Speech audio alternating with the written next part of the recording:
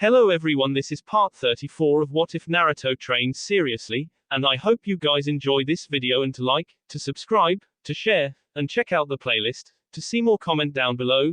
Now let's start the intro. They call me a god. They call me a god. They call me a god. Join my membership, the perks are great. It's in the description. Gaara stood near the northwestern coast of the Land of Lightning, which was where they had predicted the White Zetsu army would come from. They couldn't go through the Land of Iron because it was heavily guarded by that nation's samurai.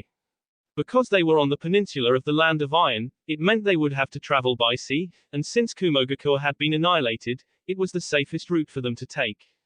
Commander Gaara, a shinobi, called out to him.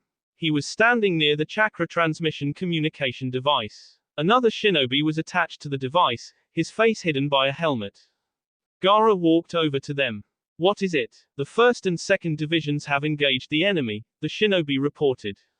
What is the size of the enemy force? Smaller than we expected, the shinobi said. Reports indicate that only a small force of about 20,000 is attacking our forces. Feeling the frown on his face, Gaara contemplated this baffling information. 20,000 troops wasn't large, especially when compared to the 100,000 that they had estimated the enemy to possess. That amount also wouldn't be sufficient to contend with the 40,000 that had been dispatched to deal with them. A feint. This could be a feint, but if that was the case, then where would the real attack come from? There were 3 possibilities, provided this was, indeed, a feint. They could attack somewhere else, they could launch a surprise attack, or this could be a feint to lure the 1st and 2nd divisions into a false sense of security and overwhelm them when they grew overconfident. Mei is currently guarding all of the feudal lords with a contingent of elite ninja.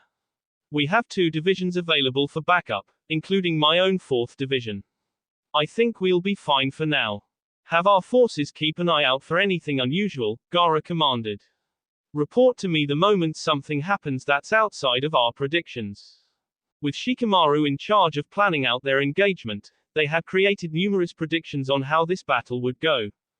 Since it was such a large-scale conflict, even Shikamaru, whose genius was known to everyone, couldn't predict everything, especially since they had so little information on their enemy's true battle strength.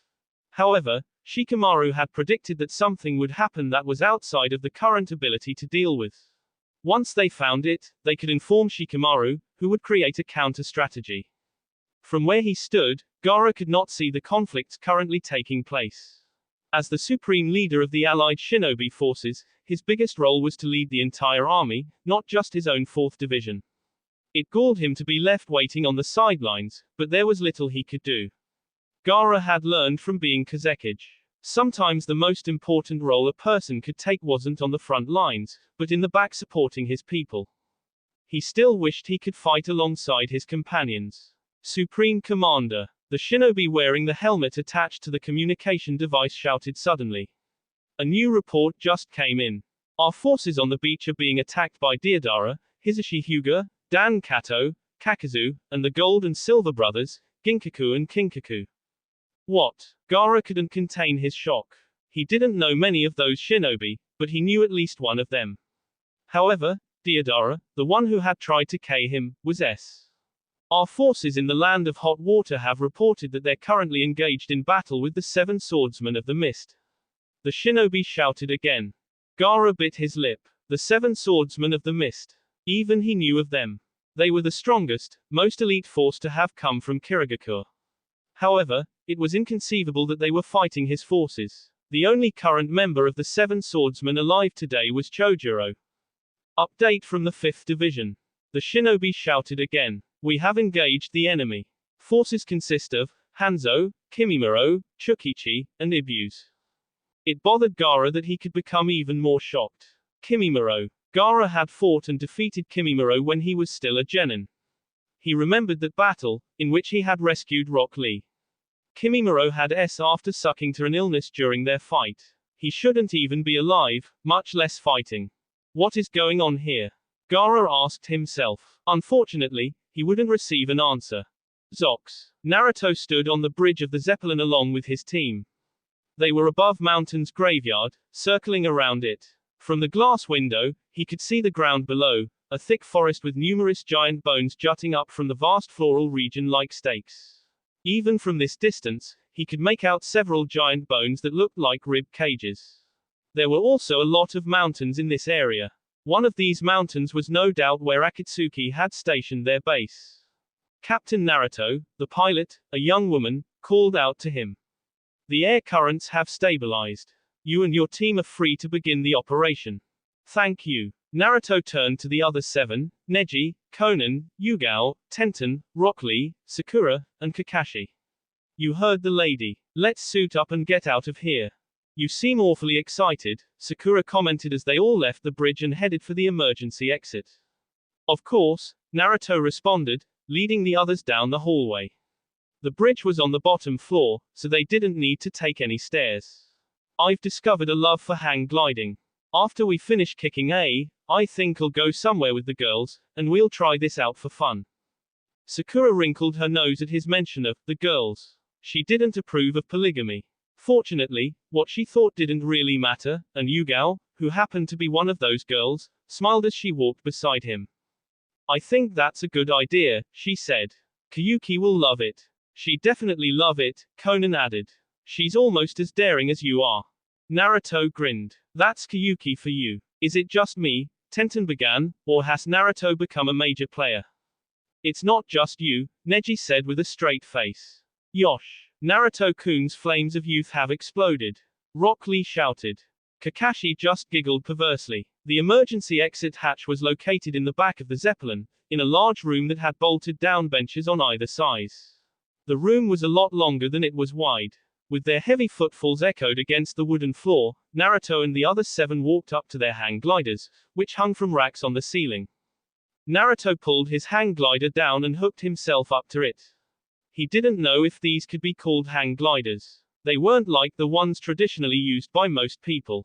The Land of Spring hang glider was basically just a backpack that they strapped to their backs. By pressing a button attached to the C-strap, a pair of wings shot from the backpack. They just called it a hang glider because they couldn't think of anything better to call it. Pressing a large button next to the emergency hatch, Naruto took a step back as a loud, shrill, whistling reached his ears. The fierce howling of wind echoed throughout the room. A slight pressure was pulling on him, but he held firm and looked at everyone. Are you all ready? He asked. Everyone except Tenten gave him a loud, yes. Is it too late for me to turn back? She asked. Yes, Naruto said.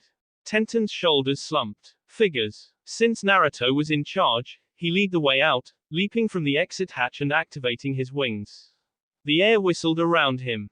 His hair was whipped about. The air was cool from this high up, and it stung his eyes enough that they began to water. Behind him, one by one, the other 7 members of his team leapt out of the hatch and extended their wings. They all formed up behind him in an arrow formation, except for Tenten, who was wobbling all over the place. Naruto sighed and, channeling wind chakra, he forcibly nudged her into the right path, 2 meters to the left of and slightly behind Rock Lee. While soaring through the air, Naruto looked at the ground below, searching for the best spot for them to land. Since the forest was so dense, there were few places they could reach without crashing into the trees. The most ideal location would be near one of the large bones. The greenery looked less dense there. They could also land near a mountain, but since he didn't know which mountain Akatsuki was located in, he didn't think that would be a good idea. Hand gesturing, Naruto directed his 2 teams to follow him, and then soared down toward the largest set of bones in the area. It was the giant ribcage that he'd seen from afar. There was a small patch of forestless land next to it. While this could mean that it had been purposely left there by Akatsuki, and therefore they might be walking into a trap, it was also the only place they could reasonably land without getting stuck in a tree. As the squadron of ninja descended, Tenten pulled out one of her scrolls and activated it. Her hands shook. Naruto kept her steady using wind chakra as several hundred tri-pronged kunai shot from within the scroll and disappeared into the dense foliage. The goal in launching his kunai everywhere was to give them a means of moving through the area at a quick speed. If they ran into trouble, Naruto could just use Haraishin to get them out of trouble by randomly traveling to one of the kunai. It wasn't long before the ground became much closer. Naruto circled the patch of clear ground several times, checking to see if there were any traps lying in store. He couldn't see anything. He also couldn't sense any chakra emission or K intent. That didn't mean much. However, it wasn't like they could just stay in the air either. He made another gesture with his hand, directing everyone to follow him as he oriented himself toward the ground and descended faster than before. He soared past one of the large ribs. Having never seen anything like it, Naruto wondered what sort of creature it was from. Then he was moving past it, getting closer to the ground. 5 meters, 2 meters, 1 meter. Naruto's feet struck solid ground. He reinforced himself with chakra, skidding along the ground as he slowed down. The other 7 followed him. Yugao and Konan landed first, followed by Rock Lee and Neji, and then Tenten and Kakashi, with Sakura coming down last. Naruto took a moment to confirm that everyone was okay before nodding to himself. All right, let's get started, he said. Kakashi, Neji, Sakura, go set up perimeter seals around this area. Konan and Yugao, I want you to climb up one of these bones and be our eyes in the sky. Tenten and Rock Lee, stick with me. Yosh! Rock Lee shouted with a salute. I'll stick around so long as you don't make me fly again, Tenten said. Naruto smiled. No promises. Since he'd given everyone the duties, Naruto started his own task. He made his infamous cross-hand seal and created a dozen clones, which quickly scattered. Then he waited for 60 seconds before created another dozen. He did this several times, spacing out each batch by 60 seconds. After he was done, he sat down and waited. With luck, it wouldn't be long before one of his clones found Akatsuki's hidden base. Zox. The battle had begun. He didn't know how it was going, since he had yet to join the battle, but it didn't matter. This was the preliminary engagement. So long as his forces didn't lose too much, even defeat was acceptable. All his forces needed to do right now was weaken the allied shinobi nation's army so he could use his trump card. Besides, my prey is already coming here. Victory would not be determined by which army won, but by whether or not Madara acquired the remaining Jinchuriki. Nothing mattered except for that. Madara stood in the epicenter of his base. Situated in the center of the room was a massive tree, which was further surrounded by large walls that connected it to the floor above. It was from this tree that the white Zetsus were being born. The process was still slow. He was using old Hashirama cells to create the white Zetsus. It was thanks to this tree that he had been able to build his army of 100,000 strong within the last several decades. He was not alone. A girl stood next to him, her red hair vibrant and marking her as a member of the Uzumaki clan. Both of her eyes looked different. One was red with multiple tomos. The other was purple and had rings in it. Toby, a voice said from behind him. Madara grimaced as he turned around. The person standing before him had pale skin that was mostly hidden by a large black cloak. What little he could see of the man's skin was not just chalk white, it was covered in scales. Reptilian. Like a snake. Vibrant yellow snake eyes stared at him from within the hood and a wide smile was stretched across the man's face. Kabuto, how are things proceeding? He did not trust Kabuto, but so long as this man proved useful, Madara would continue to use him. That said, he was sure that Kabuto had his own agenda. Once his goal had been met, he would probably have to kill Kabuto before he was betrayed. Our forces have engaged the allied shinobi nations, Kabuto said. I've sent out most of our reanimated shinobi to take charge of the battle. I'm sure our enemies will figure out a countermeasure eventually, but they should do a good job of keeping our forces from being defeated for at least a few days. Good. Summoning. Impure world reincarnation was a technique that revived the S and turned them into S. The jutsu was originally created by Tobirama and further enhanced by Orochimaru. Kabuto had taken the technique and supposedly improved it. Madara didn't know much about the jutsu, but he couldn't deny that it was a fearsome technique. Also, a team of ninja have arrived at Mountain's graveyard, Kabuto continued. Naruto-kun is with them. Is that so? Madara mumbled. Standing beside him, the girl, Karen, shifted. He had already expected Naruto to take the fight to him. He wouldn't stand around and let himself be attacked. Better to strike first. Send your reanimated shinobi out, Madara ordered. We'll have Nagato and Itachi deal with Naruto's friends. Very well. Kabuto bowed low, mockingly so. Madara pretended to ignore the disrespect as Kabuto turned around and left. Madara, Karen began. Do not worry, Madara said. You will get your chance to destroy Naruto Namikaze. Karen nodded and grew silent again. Behind his mask, Madara smiled. Everything was going according to plan. Zox. Naruto frowned as something tickled his brain, like an itch except inside of his head. Several of his clones had been dispelled, though he didn't know who had done them in. All he could get was a sense of vertigo followed by death. That meant they had likely been placed under a genjutsu before being Several more clones dispelled. Standing up, Naruto looked in the direction that his clones were being destroyed. Even as he turned, another team of clones were then another, and another. Someone was his clones at a quick rate. What's more, the clones couldn't see them. Whoever is my clones is definitely an S-rank ninja. Even if they only have a portion of my chakra, they are still me. Everyone, get ready, Naruto said. Someone is my clones and they are coming this way. Everyone tensed. Tenten unsealed a pair of swords, Neji activated his Byakugan, and Rock Lee pounded his fists together. Up above them, Konan and Yugao remained on standby, looking in the direction Naruto indicated. It didn't look like they could see anything. The forest was too thick. Did your clones get a glimpse of the enemy before they asked Kakashi, putting his book away and pocketing it. Beside him, Sakura tightened her combat gloves. Naruto shook his head. No, they my clones too quickly for me to see them. An S-rank ninja, then. He sighed as he pulled up his headband, revealing his red Sharingan eye. Sounds like we might have quite the fight on our hands. As though Kakashi's words were prophetic, a black shadow leapt from within the foliage. Naruto and the others reacted instantly, leaping away from the previous locations, which was a good decision. The ground exploded seconds after they jumped. Landing back on the ground, Naruto looked at the 6-meter-wide crater that had suddenly appeared.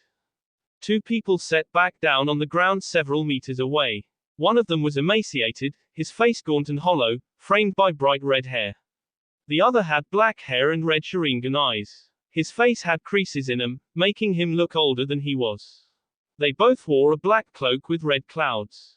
Nagato, Konan mumbled in shock. Itachi, Naruto said. Naruto, Itachi narrowed his eyes. I've heard from Madara that you Sasuke.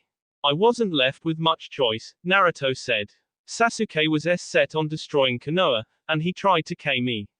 Had I gone easy on him, it would have been me who Itachi closed his eyes. I remember you telling me that the last time we met. I did not think you would actually him, though. Had he been the Sasuke I remembered, I would have never him, Naruto said. I understand why you did it, but I can't forgive you, Itachi said. I wouldn't expect you to. Naruto didn't know how Itachi or Nagato were here, though he could easily make a guess. It was probably the impure world reincarnation jutsu. That meant Kabuto was likely here as well. He hadn't realized that Kabuto and Madara were working together, but he probably should have.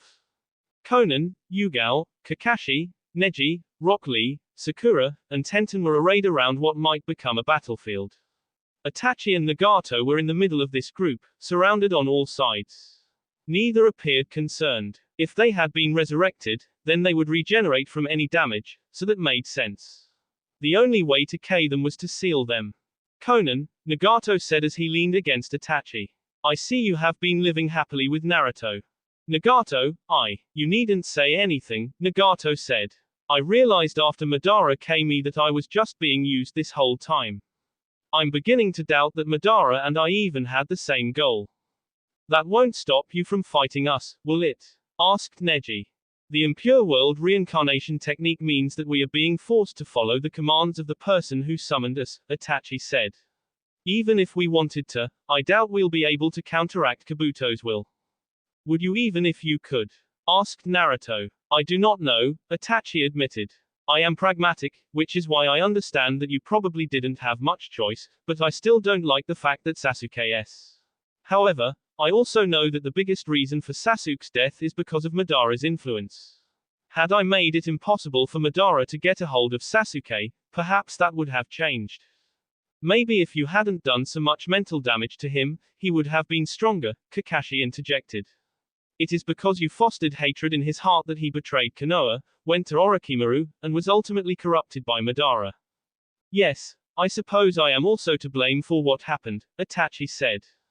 Talking about what could have been isn't going to get us anywhere. Yugao readied her katana as she slid her feet apart. The only thing we can do is move forward. Naruto, Yugao glanced at him out of the corner of her eye. Leave this to Konan, Kakashi, Sakura, and I. We can deal with these two. I'll leave it to you, then, Naruto said. Tenten, Rock Lee, Neji, form up on me. We're heading out.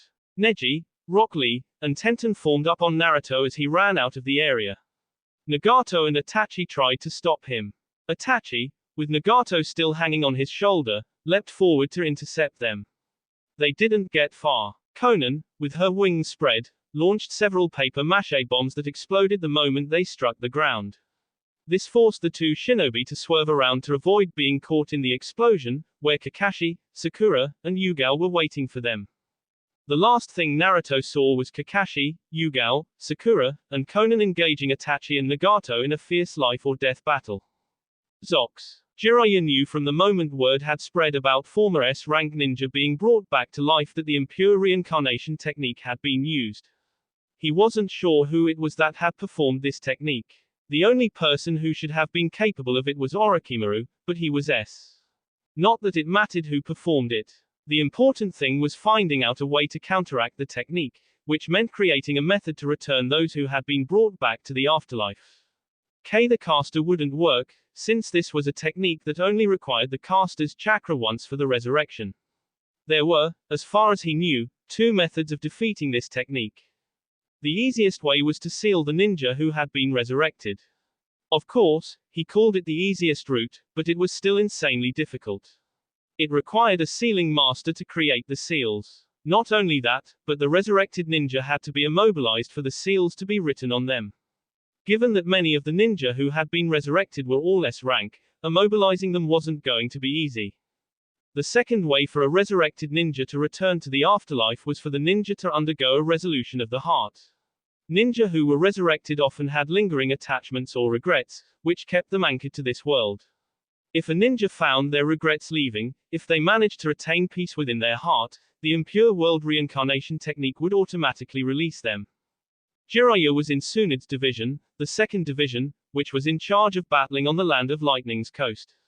He was at the beachhead along with nearly 20,000 shinobi, all of whom were either battling with the White Zetsus or trying to fight against the resurrected ninja. Several dozen meters from his position was Tsunde. She was battling Dan. Dan Kato was Tsunde's former lover.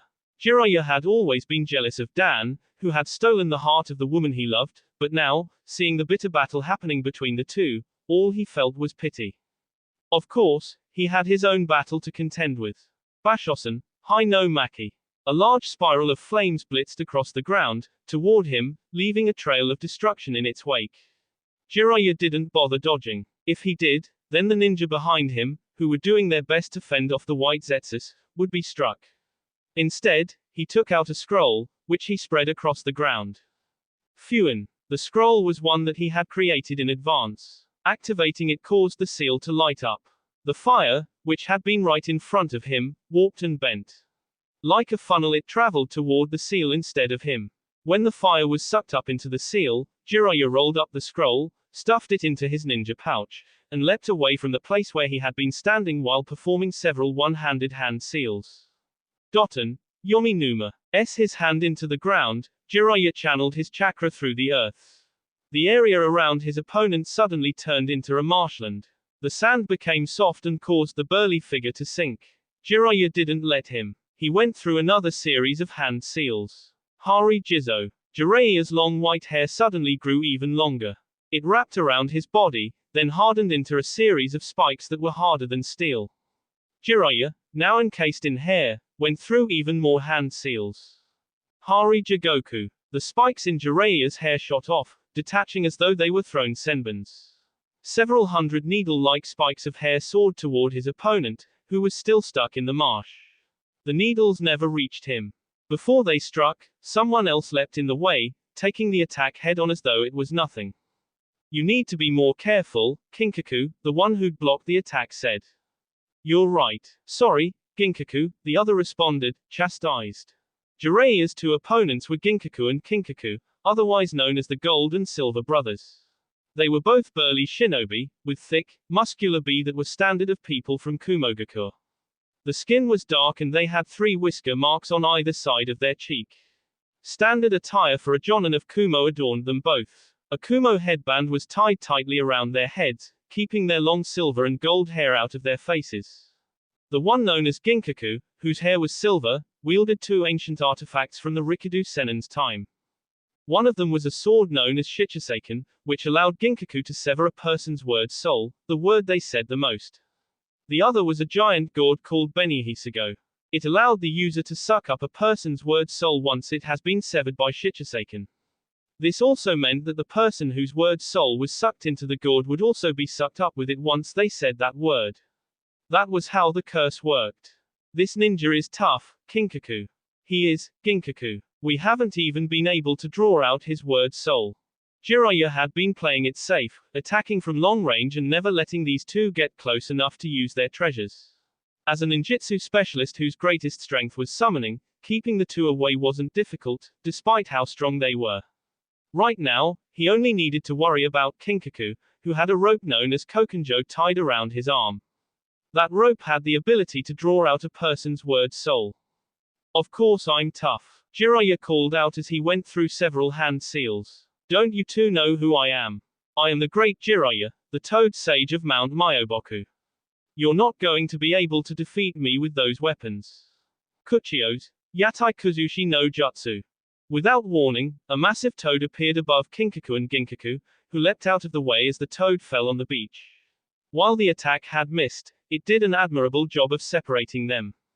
Jiraiya went through even more hand seals. Keke, Hyoro. A toad appeared in front of Jiraiya. It was small and had pinkish skin. A grey band was wrapped around its stomach, and its eyes were a bright yellow. The enemy ninja closest to the toad summons was Ginkaku. The gourd toad shot out its tongue, trying to latch onto Ginkaku and pull him into its mouth, but of course, Ginkaku wasn't going to stand still. He wasn't an S-ranked shinobi for nothing. Just as Jiraiya expected, Ginkaku leapt back several feet and then S-Shichisaken into the toad's tongue. This resulted in the toad squealing and retracting its tongue quickly before disappearing in a burst of smoke. That was okay. Jiraiya had already finished his hand seals. Kaiten, Gokyaku no Jutsu. A fireball spewed from Jiraiya's mouth. Kinkaku waved Bashosen. Several rows of earth rose from the ground, blocking the fireball from hitting Ginkaku. That was okay. It was just a distraction.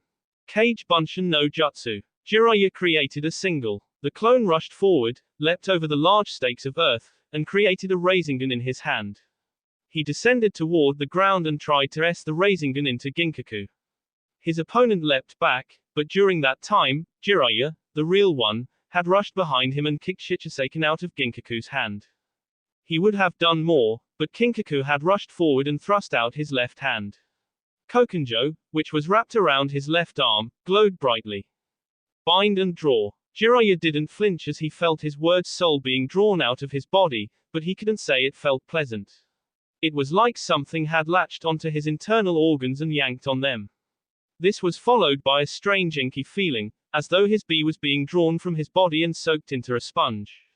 This isn't good. Now that the Kokenjo had drawn out his word soul, he needed to be careful not to say the word that he used the most. Fortunately, he wasn't like Naruto with his catchphrase. The word Jiraiya used the most wasn't something that could be said on the battlefield. Rasengan. Since Kinkaku was so close, Jiraiya was able to S his Rasengan into his enemy this time. Kinkaku screamed as the spiraling sphere drilled into him. Jiraiya felt some resistance. Then, with a shout, Jiraiya pushed the Rasengan into Kinkaku's body even more. The body was ground away before Kinkaku was sent flying backward. Brother. Ginkaku tried to reach his brother, but Jiraiya created another shadow clone to intercept him. While Ginkaku defeated the clone in less than a second, that less than a second was enough for Jiraiya, who sped through more hand seals. Ranji Shigami no Jutsu. Jiraiya felt his chakra go to his head. His hair suddenly extended, growing to an incredible length in less time than it took to blink. The thickly bundled hair S into Ginkaku without mercy. Then it wrapped around him. Ginkaku struggled to break free, but Jiraiya sent even more chakra into his hair, reinforcing it to the point where not even a Bayu would be able to escape easily. It looks like this is the end, isn't it? Jiraiya said as he held up his finger. His plan was to use the Shikoku Fuin, the finger-carving seal technique, to engrave seals on Ginkaku's body. He was going to seal away Ginkaku without the need to waste paper or time. Well, that was the plan anyway. Let go of my brother. A shout came from behind him. Distracted, Jiraiya had no real choice but to let go of Ginkaku and leap away. As the ground that he had been standing on cratered, Jiraiya looked at the large cloud of dust being kicked up inside. He was not surprised to see a fully healed Kinkaku when the sand dispersed. That impure reincarnation technique sure was troublesome. You two are real pieces of work, Jiraiya said. Anyone else would have lost by now. Of course, part of the reason he wasn't doing so well likely had to do with the fact that he only had one arm. Even though he could now use most of his jutsu via one-handed hand seals, it still took him longer because he was so used to having two hands. His brain was hardwired to use regular hand seals. HMPH. I could say the same to you, geezer, Ginkaku said. You're a real pain in the A. Why don't you just hurry up and S? No can do, Jiraiya said. The only one who is going to the afterlife are you clowns. Jiraiya had been trying to think of a way he could defeat these two, but it was hard. They would obviously not return to death themselves. That meant he had to seal them. However, sealing two S-rank ninja who didn't want to be sealed was a tall order. His only silver lining was that neither Kinkaku or Ginkaku were any good with regular jutsu.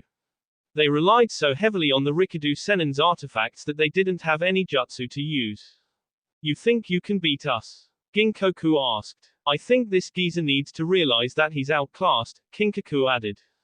A strange wind blew across the battlefield, an ominous wind, which sent chills down Jiraiya's spine. It was only now that Jiraiya remembered something he'd heard about the Silver and Gold brothers. Long ago, these two had been eaten by the Kyuubi. Rather than give up and S, they gorged themselves on the Kyuubi's F and were eventually spat out. It was their eating of the Kyuubi's F that gave them such incredible chakra capacity, and also dark red chakra bubbled from Kinkaku's and Ginkaku's paws. The chakra took shape. Red fox ears sprouted from their heads, two tails sprouted from their backs, and their posture changed. They no longer stood up straight. They were hunched over like a pair of animals. It wasn't long before the red chakra covered their B entirely, to the point where their original B were no longer visible. It reminded Jiraiya of Naruto's previous Stage 2 form. It's time to show you the power we gained when we were inside of the Kyuubi, Kinkaku said. We're gonna KU, Ginkaku agreed. The air around the two shinobi had become heavy, dense, and filled with malice. Jiraiya's bones creaked from the pressure these two were emitting. It wasn't quite as bad as Naruto when he went 4 tails, but these two had at least enough chakra to match 3-tailed Naruto. Well, this looks slightly problematic, Jiraiya muttered. I don't support we could talk this out. It's too late for that. Ginkaku roared as he tried to S his tails into Jiraiya. Being the nimble old guy that he was, Jiraiya hopped back, avoiding the attack. Not that avoiding it meant much. A mass of superheated sand S into Jiraiya, searing his face. If it weren't for him activating his Haro Jizo in time, he might have very well gotten his face burned off. Even with his hardened hair surrounding him like a barrier, Jiraiya was buffeted and sent flying through the air from the shock wave that the tail kicked up. Skidding across the ground, Jiraiya went through another set of hand seals. Kaiten, Enden. After gathering oil in his mouth, Jiraiya spat out several tiny pellets that instantly ignited after leaving his mouth. The small fireballs didn't strike Kinkaku or Ginkaku. It wouldn't have done anything. They hit the ground around the two ninja, kicking up more dust and smoke. Jiraiya used this moment to take out a scroll, set it on the ground, and activate it with a hand seal. Poof! Smoke burst from the scroll. When it cleared, another Jiraiya was found sitting on the scroll. It was a clone. After getting his arm off by Nagato, Jiraiya had gone back to Mount Myoboku, where he'd retrained himself in the use of Sage Mode. It had taken a lot of work. It had taken many lumps from old man Fukusaku's cane. However, Jiraiya had finally mastered Sage Mode, and, using the same method that his godson had thought up, used a summoning scroll to summon a clone that could be used to activate the mode for him. That brat sometimes comes up with the best ideas. The clone dispelled, sending all of the excess chakra straight into Jiraiya. He felt his muscles strengthen.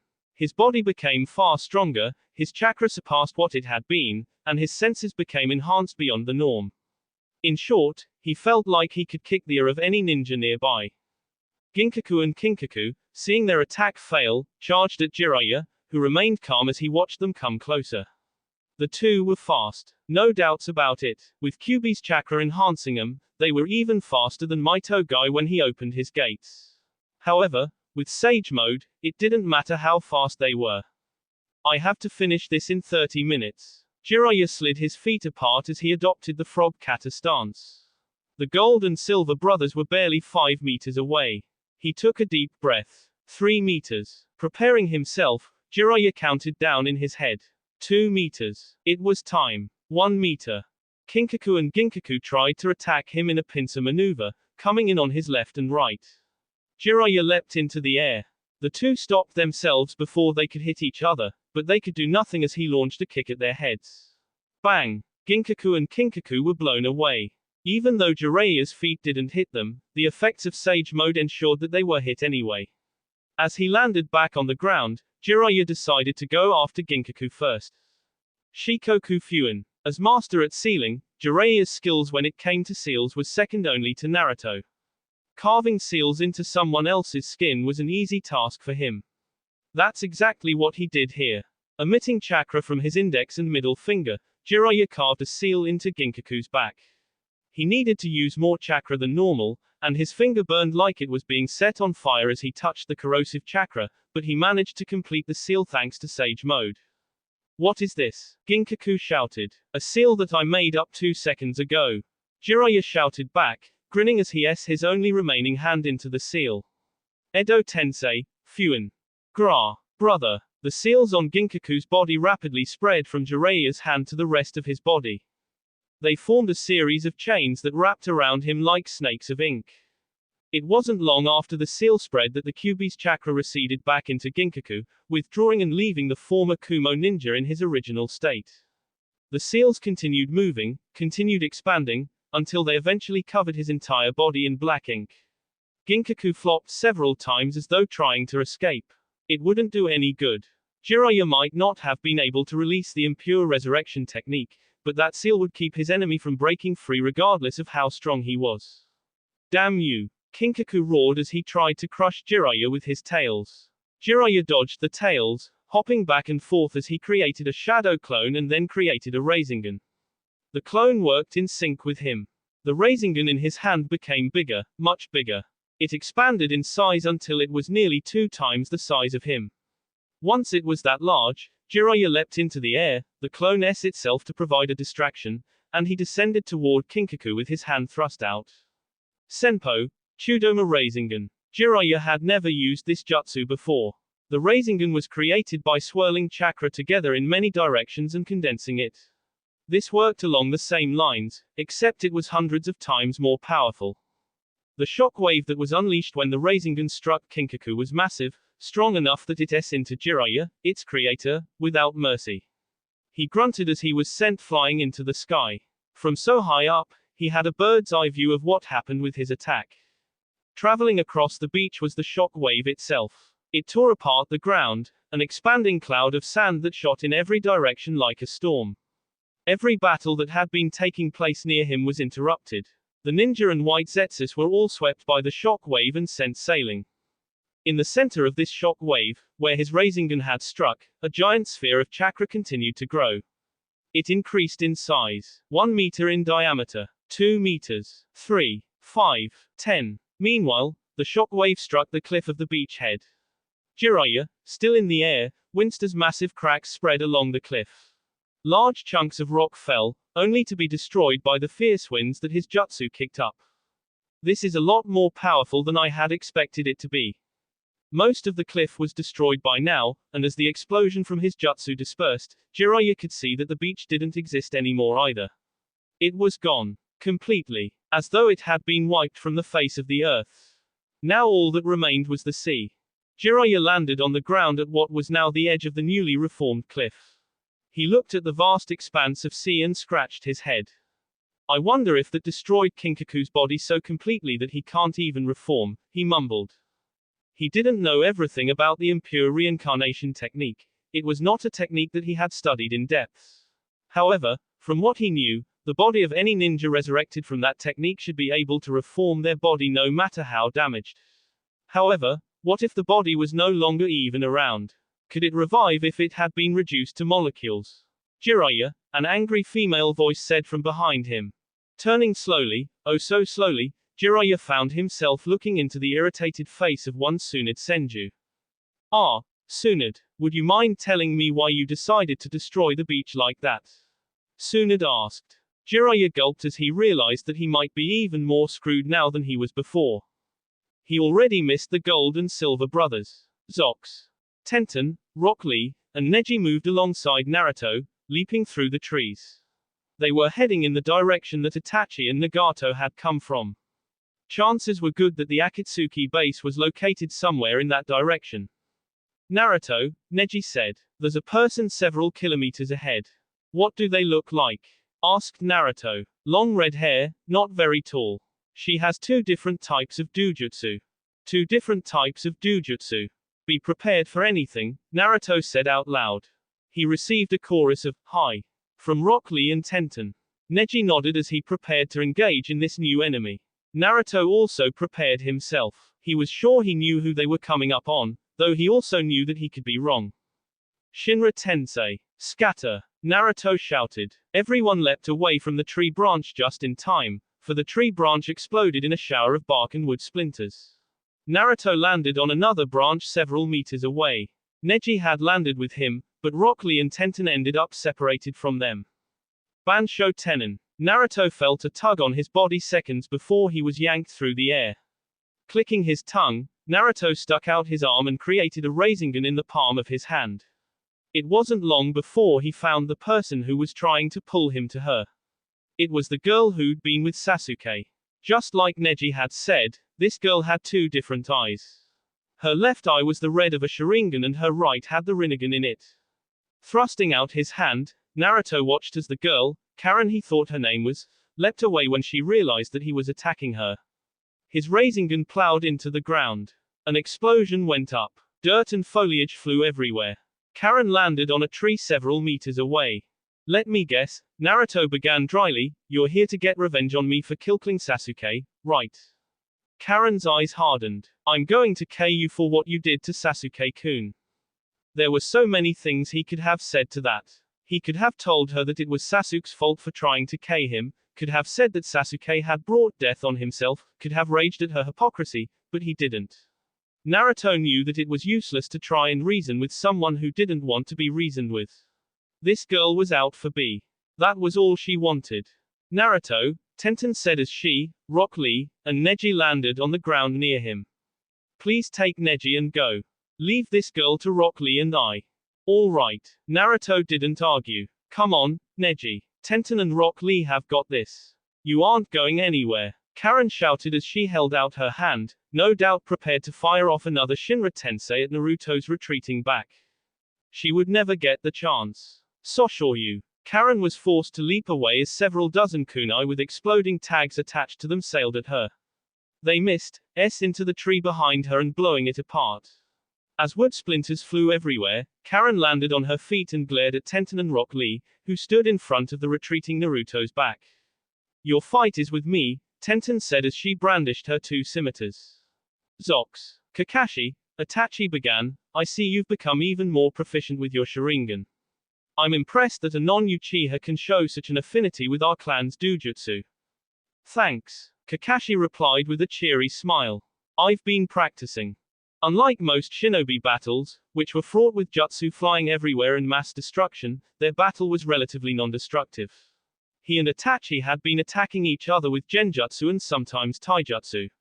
They'd messed with each other visual perceptions, changed their sense of direction, and occasionally struck each other with fists and feet. So far, neither had been able to land a decisive blow on the other. It shows, Itachi complimented as another one of his illusions was dispelled by Kakashi.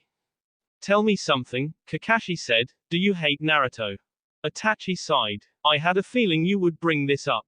It is true that I'm angry at Naruto for Sasuke, but it's not as if I hate him for what happened. I watched after Naruto for a few years when I was still in the Anbu. I know he isn't the kind of person who would kill his friend unless he wasn't given a choice. In truth, I blame myself for what happened to my brother.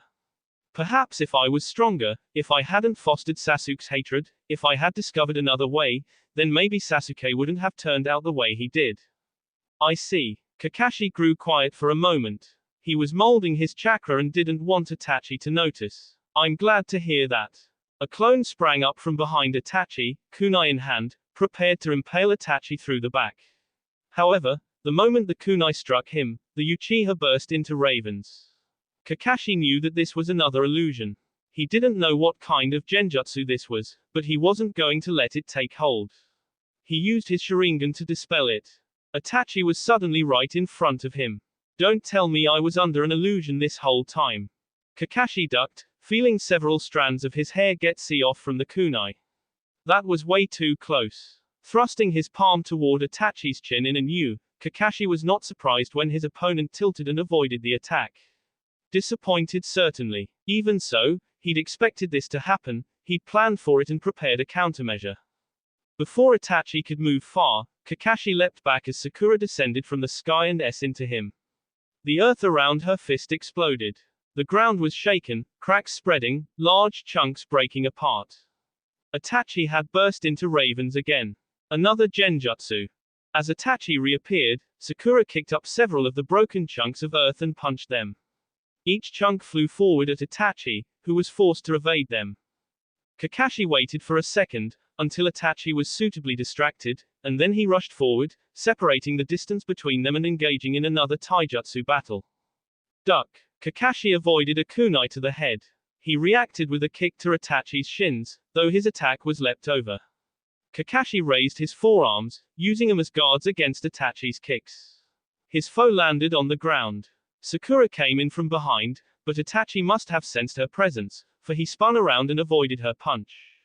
Sakura leapt back when Itachi tried to attack her. Kakashi spat out several balls of fire, though they were all avoided by Itachi despite being at point-blank range. Reacting with enviable swiftness, Itachi attempted to impale Kakashi with a kunai, but Kakashi had seen the attack coming with his Sharingan. He swerved around the thrust attack, then trapped Itachi's arm between his arm and torso. At the same time, his Sharingan shifted, going from a regular Sharingan to a Mangekyo. Kamui. Itachi's eyes went wide as he realized what was happening. He tried to respond, but it was already too late. He was trapped within Kakashi's jutsu. The air around them both swirled, large and black, like a vortex of nothingness that was trying to fill itself by sucking in everything. Kakashi leapt back, feet sliding along the ground as Itachi's body was apart from the jutsu. Leaning over, hands on his knees, Kakashi tried to regain his breath. Kamui cost a lot of chakra. He could probably only use that jutsu 6 or 7 more times. Several feet away, Itachi lay in 2 parts. His entire torso had been born from his legs. Despite this, he was still alive, no doubt thanks to the impure world reincarnation. You really have grown strong, Itachi said, and even as he spoke, his body was being healed. Particles floated through the air. They coalesced around Itachi, reforming his once broken body. I don't support I could convince you to stay down, Kakashi offered. I'm afraid not, Itachi replied as he stood back up.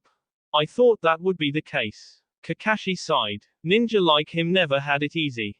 Zox. This had to be the place. Naruto studied the cavern walls as he and Neji walked along what seemed like a multi-passage corridor. There wasn't much to look at. As they walked, their footsteps echoed all around them. It seemed abnormally loud, this sound, which rang in his ears like someone continuously banging a gong. Naruto, Neji said, suddenly stopping. There are 2 people up ahead. One of them is in this direction, and the other is in that direction. Neji pointed at 2 different passages, which separated about a meter in front of them, both passages becoming too dark for even Naruto to see for more than a meter or 2 in. These passages reminded him of the mouth to a monster. What do these 2 look like? Asked Naruto. One of them is wearing a swirl mask. That would be the one calling himself Madara. Naruto nodded at Kurama's words. And the other? He's wearing a hood. Neji narrowed his eyes. He has snake-like patterns on his skin, almost like his skin is made of scales. He also has a tail. A tail. Naruto thought that sounded familiar, but he couldn't place who it might be. What's he doing? It looks like he's staring at a board with pebbles on it. Yeah, not ringing any bells. Still, go after that guy. He might be the one who's using the impure world reincarnation. If possible, make him release the jutsu. If not, capture him alive so we can have someone else force him to release it. All right. Neji nodded. Be careful, Naruto. Yeah, you too. Zox. Konan had been doing her best to keep Nagato's attention on her, flitting about through the air, making him attack her with his jutsu. Yugao was somewhere within the forest.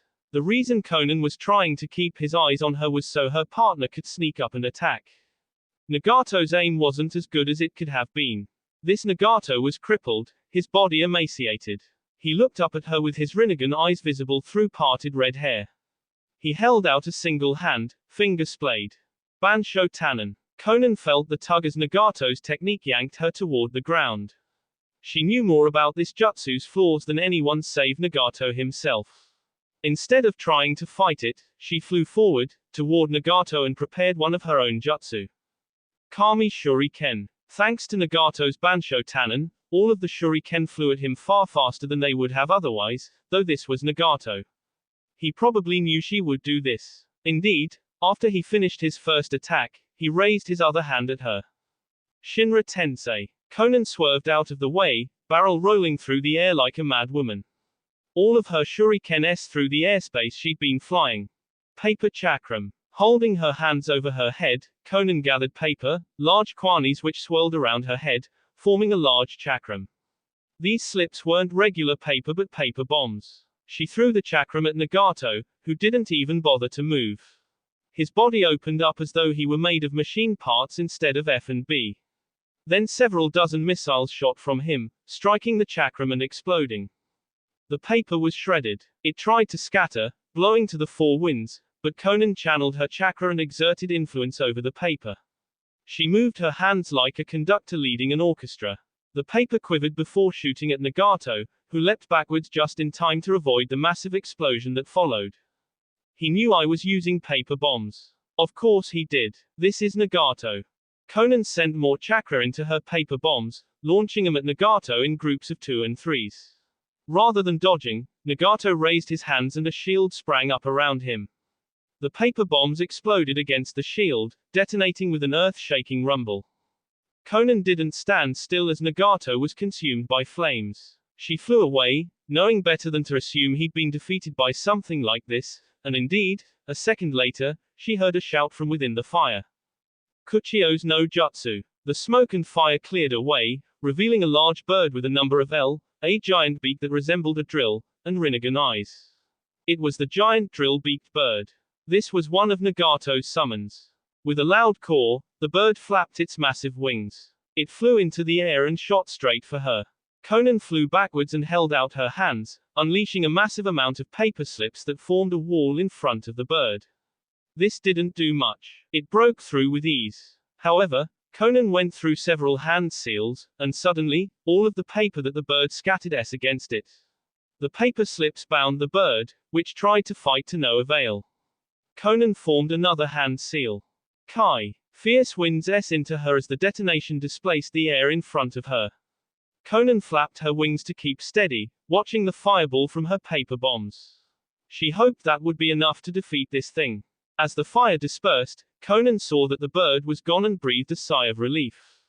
That was too close. Now to deal with Nagato. Konan looked down to discover that Nagato was already in combat with Yugao, who must have tried to launch a sneak attack while she'd been fighting the summons. The woman was doing her best.